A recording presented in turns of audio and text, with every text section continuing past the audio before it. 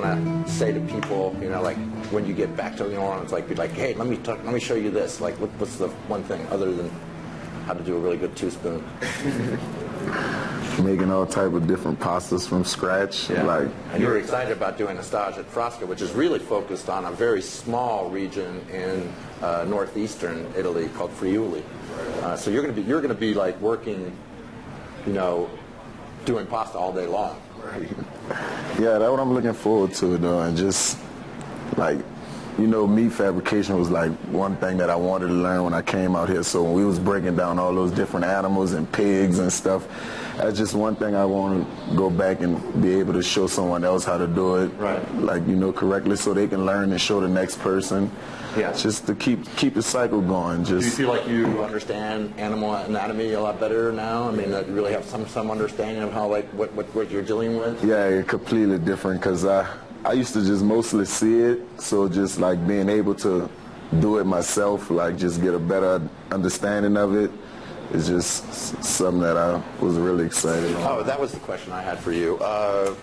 What would you feel, what would you wish if you could create your own curriculum for a culinary school? What kind of things would you really wish that culinary schools would focus on for preparing students for becoming a line cook or you know, work in your restaurant? Is there anything that you would like wish that was emphasized more? You know, I think that just a solid foundation, more than anything, a very broad foundation, a foundation that's set on everything from knife skills to butchery, a foundation that touches on food costs, that touches on the importance of understanding what these costs mean, because at the end of the day, if you can't make these costs right, if you don't have in the back, you know, this little, if there's not a bit of consciousness of, oh, we can't waste anything. Yeah. And then the chefs that really rise to the top are the most efficient chefs. That's why people want to hire them.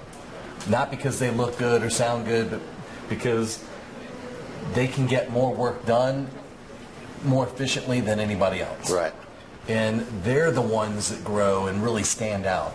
And so I think understanding how important efficiency is, how important cleanliness is, and these are just very basic things, but I do see young people coming out of culinary schools quite often without any sort of foundation of the whole food cost thing, without any foundation of just working efficiently.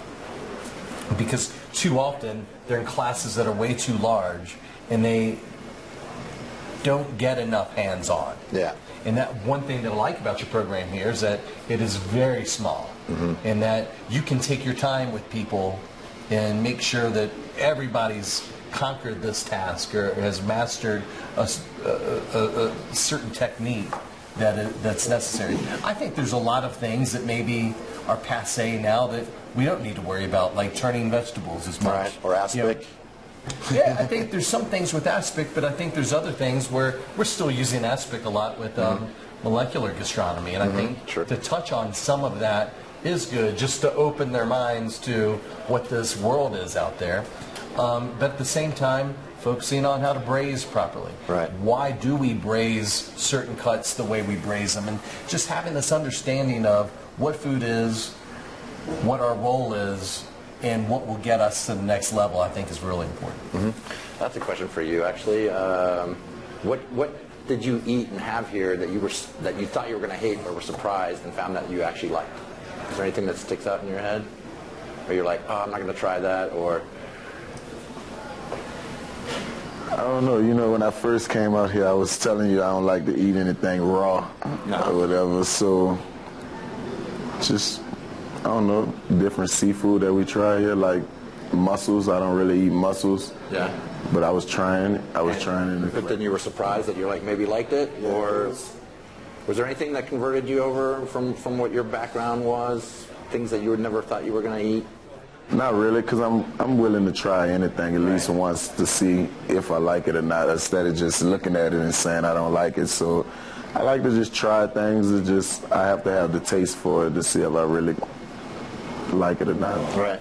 I mean, that's something that I noticed too. I mean, is that I get a lot of students that have, you know, a pretty limited vocabulary of taste sensations and sensory memories, and watching that kind of like change occur over the course of a you know, course is really cool. And you know, I definitely noticed that with you, where you're like, oh, I don't know, I don't want to know, maybe, and then you're like, okay, I'll try, and they're like, oh, actually, it's not so bad.